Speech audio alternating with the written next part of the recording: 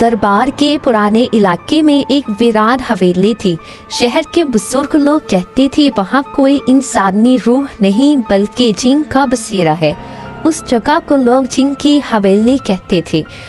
वो रात को अंधेरे में चीखता है, रोकता है और उसकी रूह कैद थी, न जिंदा न मुर्दा। जुनैद, अली, रिजवान और फरहान 4 दोस्तों का ग्रुप था। कॉलेज की छुट्टियों में वो एडवेंचर ढूंढ रहे थे। जुनैद ने जब जिन की हवेली का जिक्र किया तो सबका जज्बा उठा। दरबार का रास्ता तो एक ही बार जिंदगी में मिलता है, फरहान ने हंसकर कहा। रात में वो चारों टॉर्च लेकर हवेली की तरफ रवाना हुए। हवेली का दरवाजा टूटा हुआ था। अंदर का माहौल दहशतनाक और खामोशी से भरा था। दरवाज़ों पर पुरानी फट चुकी तस्वीरें और चुभन वाली खुशबू थी, जैसे मिट्टी, खून और कुछ अजीब मिलकर हवा में घुल किया हो। अंधी रुक गया। यार, मुझे अजीब फील हो रहा है, कुछ गलत है। रिजवान हंसकर बोला, डर गया। क्या ये सब अफवाहें होती हैं? मगर फिर एक चीख ने सबको चुप करवा दिया। वो चीख इंसानी थी और फिर से सुनाई दी, इस बार ओवर करीब। एक कमरा जहाँ से रोशनी आई थी, वहाँ जाकर उन्होंने देखा एक बूढ़ी औरत कुर्सी पर बैठी थी। उसकी आंखों में आंसू और चेहरे पर बेपनाह खौफ था। वो आता है रोज, मुझे सोने नहीं देता, उसने कांपते हुए होंठों से कहा। क्यों? जुनैद ने पूछा। वो जिन है, इस हवेली का पहला मालिक।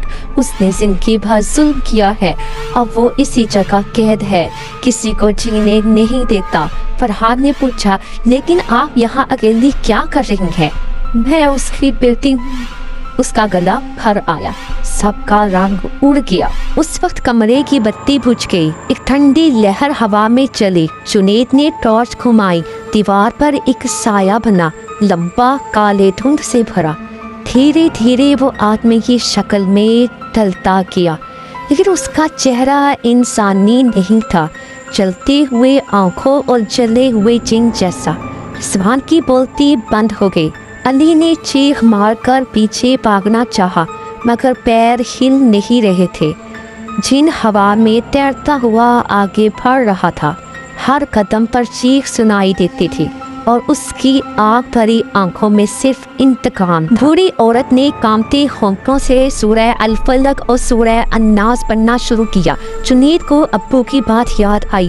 जिन हो या शैतान, अल्लाह का जिक्र उनकी आग को बुझा देता है। उसने बुलंद आवाज में आयतुल कुर्सी पढ़ना शुरू किया। हवेली में कुरान की आयतें गूंजने लगी।